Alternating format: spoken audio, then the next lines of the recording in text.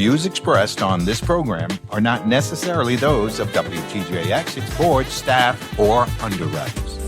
Good day and welcome to Ability Radio. My name is Kishma B. Francis. I am one of your hosts. Ability Radio is brought to you by the Disability Rights Center of the Virgin Islands.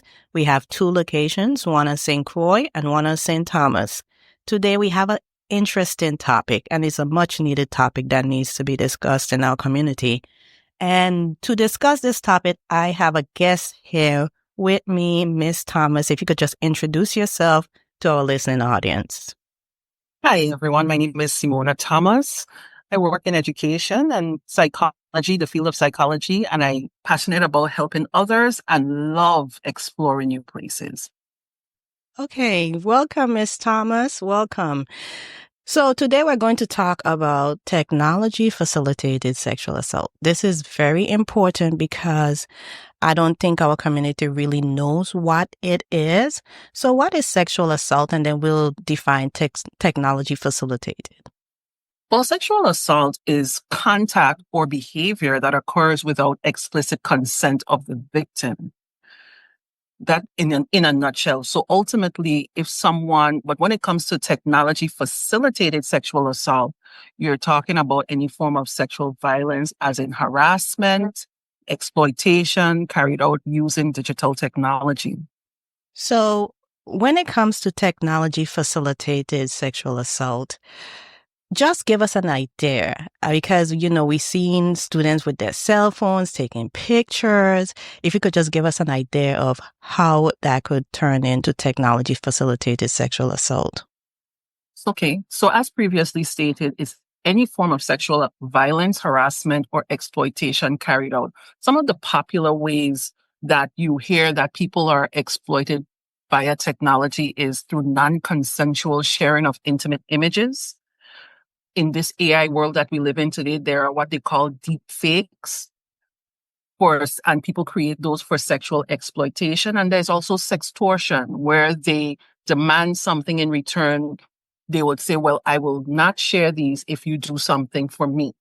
So these are some of probably the most popular ways. There are many ways, but these are the most common ways that you hear about in the news right now regarding technology-facilitated sexual assault. When we talk about harassment, I know we talked about it as far as deep fakes. What about through social media? Well, social media also can be a platform for these explicit photos or explicit content to be shared. The challenges around social media is that sometimes people can create accounts that are fake in order to upload this information. And once uploaded and it starts to this is disseminated throughout social media or the platforms that they upload it to, they have now the convenience of deleting their account, However, also with this new technology called artificial intelligence, there are actually applications that actually help to facilitate such a content. Like, for instance, on a news clip that I recently listened to, they were saying that you could actually upload someone's image. You could take it off of social media or whatever. You can upload your image and actually take that image and morph it into a sexually explicit image or compromising image with or without the person's consent. And you could actually pay for those services. However, a lot of the platforms like PayPal, ATH Móvil, Cash App, they don't necessarily condone that, so they would not support such a business. So the loophole around that, you find that businesses actually, what they have done is those type of businesses, they would actually create a fake invoice. So it would appear that the person is in fact purchasing maybe a pair of shoes or some kind of something online that someone would normally purchase, a tie or clothes. But in essence, what they're actually paying for is to create this sexually explicit image. And we've talked about what sexual assault is, what's technology-facilitated sexual assault, deep fakes. So I really want to talk about the impact that this has on the victims. And if we could spend some time on that, because I don't think people know about Mhm. this, how serious this is, and how seriously it impacts our community? So when it comes to the impact, there are many. However, the most prevalent is the emotional distress that it causes. It compromises someone's sense of safety. It gives a sense of shame, even though the content may not necessarily be something that they, in fact, participated in willingly. Just the knowledge that it might be out there can be extremely embarrassing and, evoke a sense of shame. Not to mention, again, like I initially said, the mental anguish that that can cause, you know, and also that feeling of isolation. So, for example, let's say, for instance, you have a deaf person who finds out that their explicit images are shared without their consent. That definitely can be very concerning. And naturally, as any human being, they would seek to, in fact, try to navigate the legal system in order for that to be, in fact, addressed. However, that may be a little difficult for someone with a hearing impairment simply because, when it comes to navigating the legal system, it may prove to be challenging simply because the resources that may be in place may not be available on that particular day. And needless to say, when goes out into social media without the ability to shut it down immediately, the more time it takes for that to be, the more time it is allowed for that to be spread across the internet. In addition to that, you're talking about, like for instance, high school students. As you know, as high school students have adolescents in our community in essence have quite a bit of challenges already transitioning from middle school to high school. And they shoulder a lot of challenges as they discover who they are. If we have to talk about just maybe Erickson's role, identity, theory, they are figuring out who they are in this world. So to have something like that, like an explicit video shared on social media or any of the platforms, these things, in our community, we use WhatsApp. These things can very much be detrimental to the individual, you know, and could, in essence, force them into isolation. There have been instances where the mental anguish is so unbearable that some people have resorted to suicide as a result of this. So these are some of the ways that it can really impact the overall well-being of individuals who are victims of technically facilitated sexual assault. So you talked about emotional distress, you referenced shame, loss of trust. Explain that to me. Well, the thing is that, first of all, being that we are just natural human beings, one of our natural needs as individuals is that sense of security and also that sense of belonging. Sometimes when there is explicit images or something that's going around about us that is not necessarily true or embarrassing, it causes people to feel isolated. Furthermore, sometimes because you're unable to track these individuals, it makes it difficult for you to even trust platforms like social media and the internet because all of these, it seems like once that gets out there, there's no way of tracing who, in fact, who is doing this to you. So, as a person who may be seen as a victim, this definitely can be a bit concerning. And therefore, it might be more difficult for people to actually trust these platforms, be a little bit more intentional about the information that they put out there if they choose to post at all. Wow. Wow. So, do any of the victims report the sexual assault, or are there barriers? So there are barriers, some barriers, for instance, being able to track who is the one that identified the person, who the perpetrator, who in fact posted it, can be challenging. However, there are ways to address it. You definitely can report it to the FBI. In addition to that, you could also report it to the social media platform directly, and they have, I think, about 48 hours to take that content down. And what about reporting it to, like, if it's someone in school, they're reporting it to the guidance counselor or something. Do you recommend? Definitely, I would definitely recommend, because again, going through something like that can in fact inflict a lot of mental anguish and pain. So therefore, you definitely, support is key when it comes to having, in terms of navigating that. You definitely need people who are non-judgmental, understanding, and willing to help you navigate the emotional side of it. So I would definitely recommend you report it to a counselor. Also, a counselor would also recognize that as some form of bullying or a crime, and therefore might be able to provide resources necessary for them to actually address that. So we talked about reporting. We talked about just what sexual assault is, technology facilitated sexual assault. How can our students, and because I really want this show to be listened to by the students, because this is a very important topic, how can they protect themselves from technology facilitated sexual assault? So some ways that you can protect yourself from technology facilitated sexual assault could be to strengthen your privacy settings.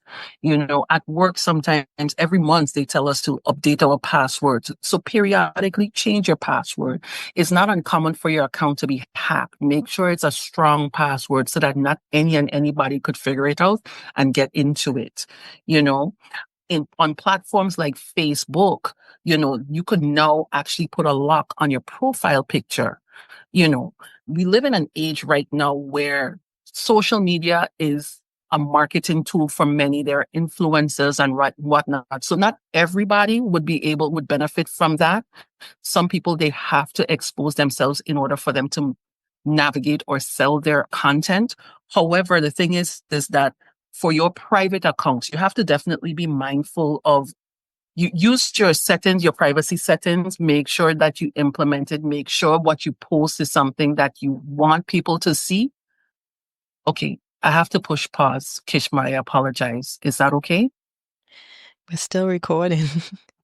I'm so She sorry. said, I have he said, a okay. person at the door. Okay, Mhm. my apologies.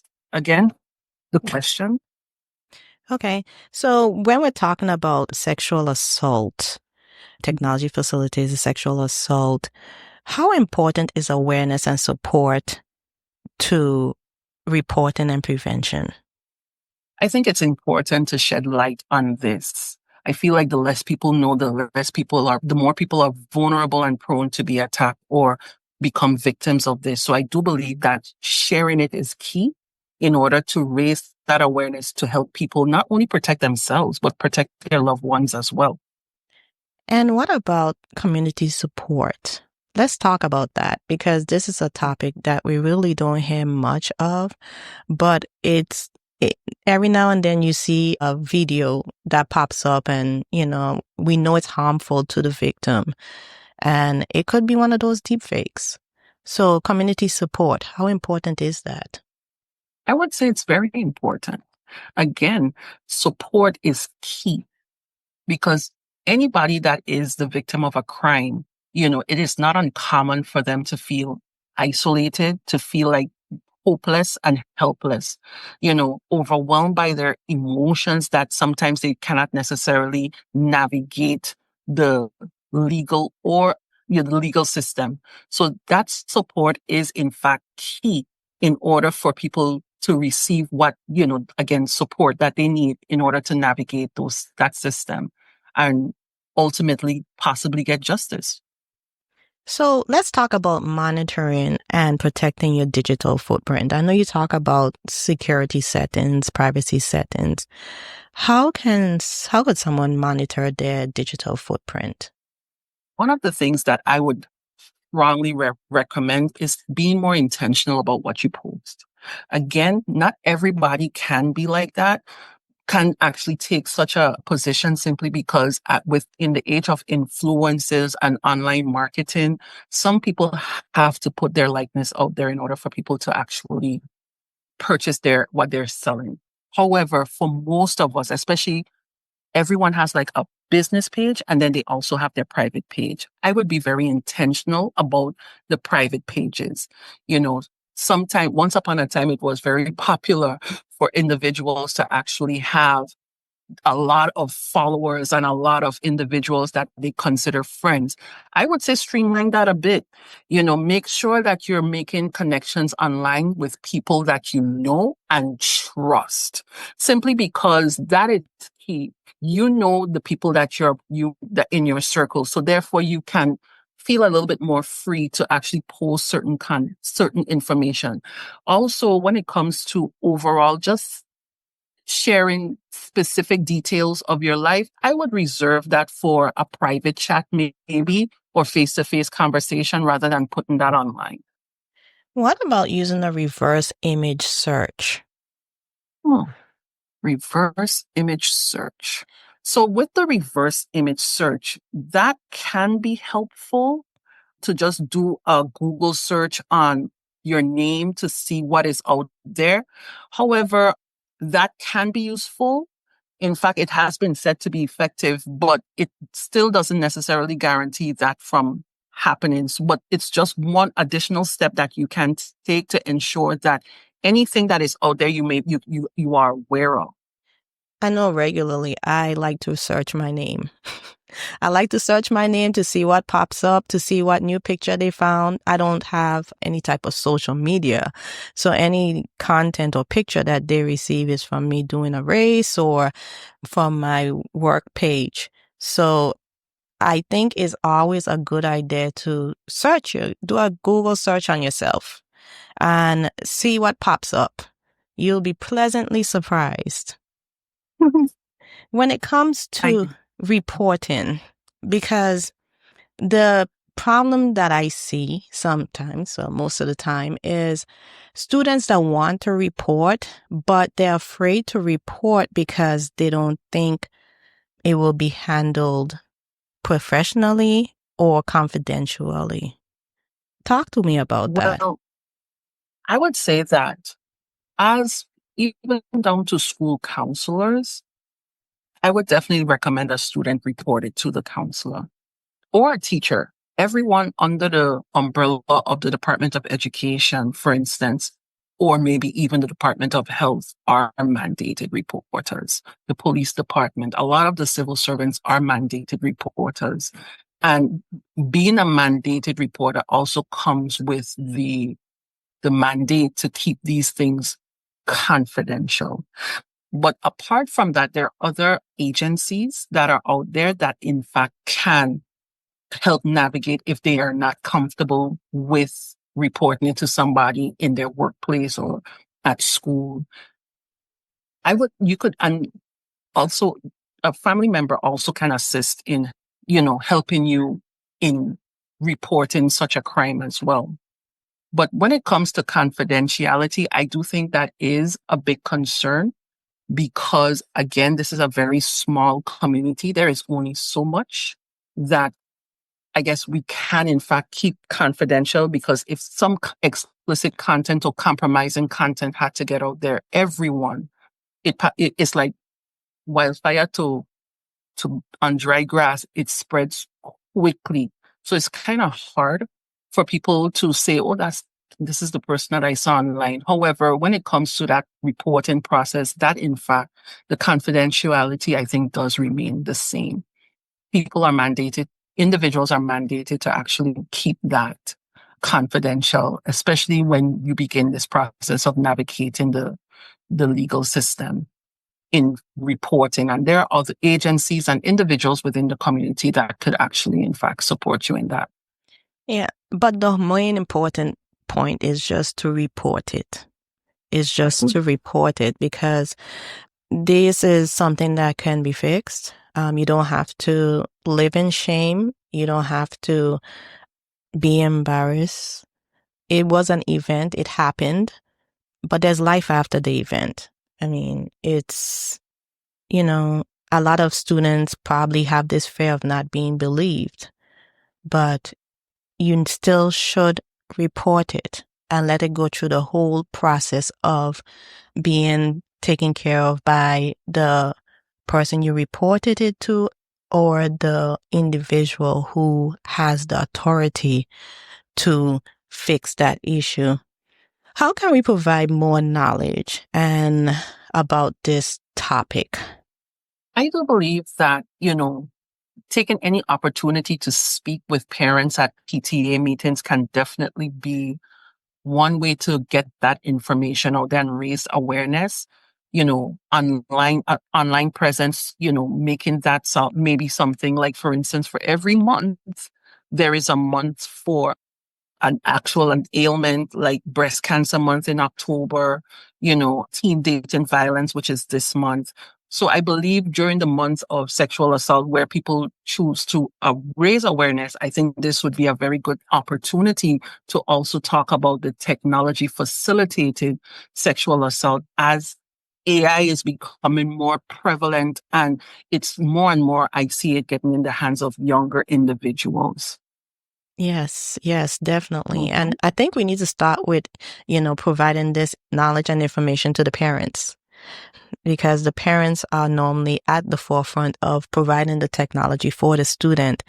So if we start with them, hopefully, we can bring awareness to this topic. When it comes to environment and someone who's been a victim of this, I'm just thinking in my head that we need to provide a very respectful environment, because this is not an easy thing to go through, especially since your likeness is being exploited. Is that a good word to use? Yes, it is. A respectful environment where the student not only feels like they, can come to the professional or the person in charge, or even if they bring it to their peers, a peer can tell another adult or even the counselors in school. Let's talk about some resources. Let's talk about some resources, Miss Thomas. All right. So for the most part, because this is in fact online, typically the reporting agency that you would report it to would be the FBI. That is the reporting agency that information would go to for the investigation. It can start with a police report, I believe, but ultimately the FBI is where this goes. When it comes to the resources to educate yourself on what can and cannot be considered sexual assault or technology facilitated sexual assault, there are organizations such as RAIN, which stands for Rape, Abuse, and Incest National Network, provides very good information on these topics. There's also your Cyber Civil Rights Initiative and Stop Sextortion. That is another .org. These are great organizations online where you can get free information to educate yourself on what in fact is technology facilitated sexual assault and how you can protect yourself from it. The whole purpose is just to be safe online. Technology's everywhere. Technology's everywhere. But we need to increase our privacy settings. And also, we just need to be mindful of the apps that we download, where we post, and who we allow to be in our technology friend zone, right? Is that a good way to say it? Technology I think friend that zone. sounds, yeah, I do believe that's fine. Yes. So when we talk about these resources and we talk about this issue, we just want you to know that there's support out there. There's a lot of support out there. And even if you feel like, and you've been a victim of something like this, and you feel like you can't turn to someone and you're in school, reach out to your counselor, reach out to your teacher. If you tell a trusted friend, hopefully the trusted friend will be able to tell a grown adult who can facilitate a conversation or with the authorities. So, Ms. Thomas, do you have any closing words before we wrap up today? What I would say and encourage everyone to do is to be safe and know that you're not alone. If you do find yourself becoming a victim of technology facilitated sexual assault, I want to encourage you to speak out about it.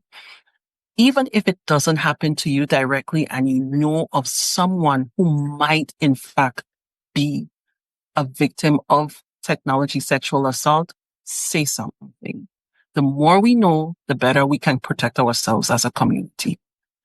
Thank you, Ms. Thomas. This show has been brought to you by the Disability Rights Center of the Virgin Islands. Once again, we have 2 locations, one in St. Croix next to the old Kmart and one in St. Thomas right above Deli Deck. If you would like more information about our radio shows or our agency, visit us at www.drcvi.org or you can call us at 340-776-4303. The views expressed on this program are not necessarily those of WTJX, its board, staff, or underwriters.